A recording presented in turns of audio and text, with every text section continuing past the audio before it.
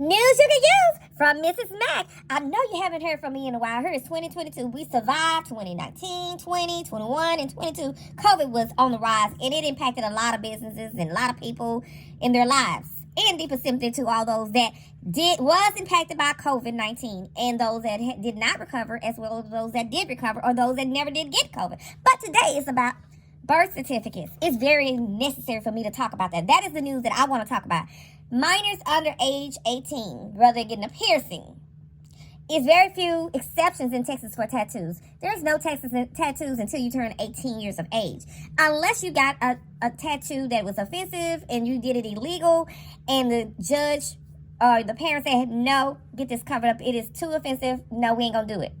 Then from very seldom a parent will come in and say, I want you to cover this tattoo up because it has vulgar on my child's body, or it's gang related or something like that. And most judges that order it, then they come in with their court papers, and the tattoo artist takes the birth certificate, the school ID from the child, as well as the parent's ID. These are valid IDs that has not expired, and that's what we need to talk about. We need to talk about being valid and being compliant.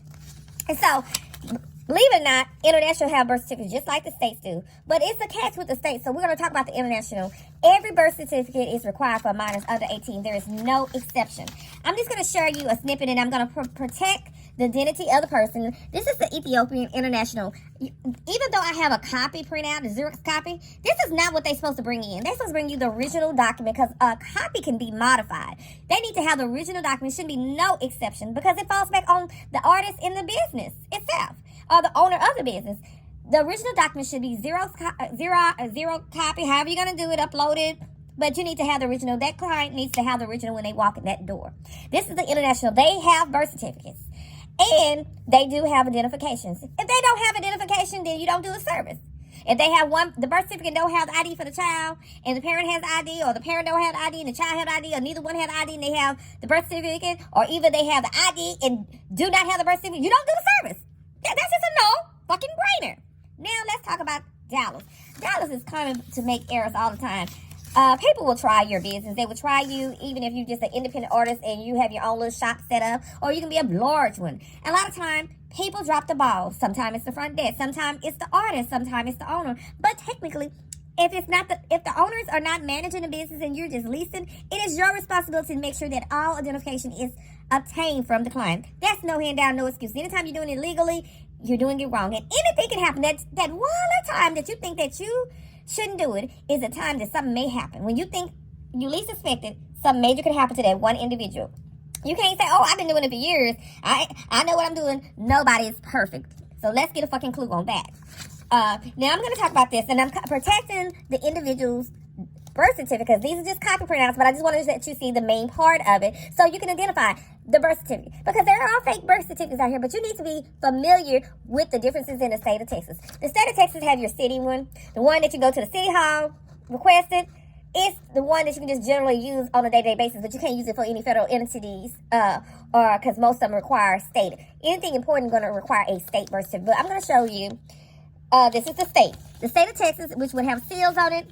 I just want you to know, it says state of Texas. This is a birth certificate. It's a big difference. Most states will say birth certificates, which we are considered dead. That's another legal thing that you have to research on your own.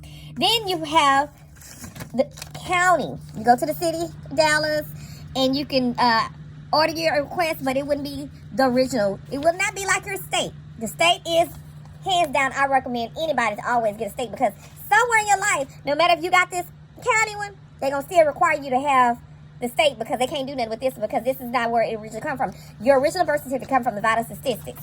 It's just that your city helps where you provide a quick access if someone just want to verify your birth records. It's not the authentic one where you can actually get your true birth certificate, which you're dead. People that's in states that got same birth, we're considered dead, believe it or not. But there's some states, they're considered living, a live birth certificate. And Florida, state of Louisiana, this is how the top of theirs looks. It has seals on it. And we're not talking about the paper printout. We're talking about the actual birth certificate. So when that individual come in your business, they should have the original birth certificate with the seal side, not a copy. And because that protects you, not the printout. I don't care how good your Xerox machine is. They should not have the printout, period. This is a printout. This is a copy. This is a copy. Do not accept that.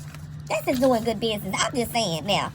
And then make sure that they have valid identification. That is the most important thing that shops sometimes do not verify. Verify that mother, whatever parent, if it's the mother came in, make sure her name is on that birth certificate and that child's name, make sure those names matches up with the ID to the birth certificate. Time to time, mothers do get married and they maintain a last name.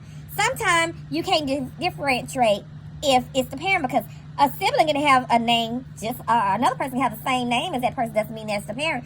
So sometimes you may have to bring a third verification to make sure that is the mother, whether if it's a court document showing that she got married, her marriage license, divorce records, to show there's a name change. It's just to protect your business.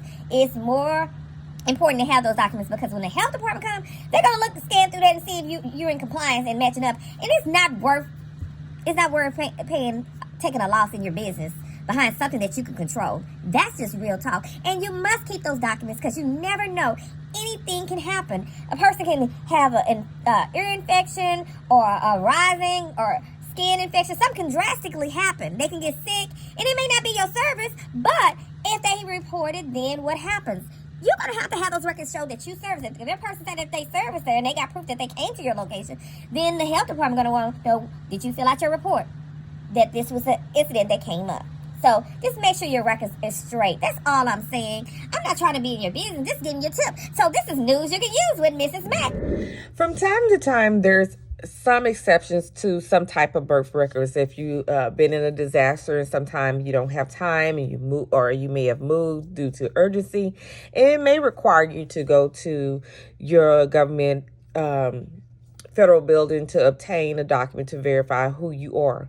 The only exceptions for verifying who you are would be through the court systems. You will go to the records section and you can request on the county clerk. They usually have where you can request your identity of who you are, if you were single, if you was divorced.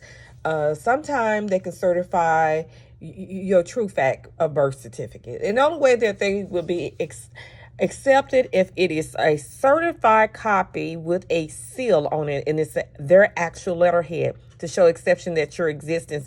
And it's just a temporary till you get your main birth certificate. This is just a tip.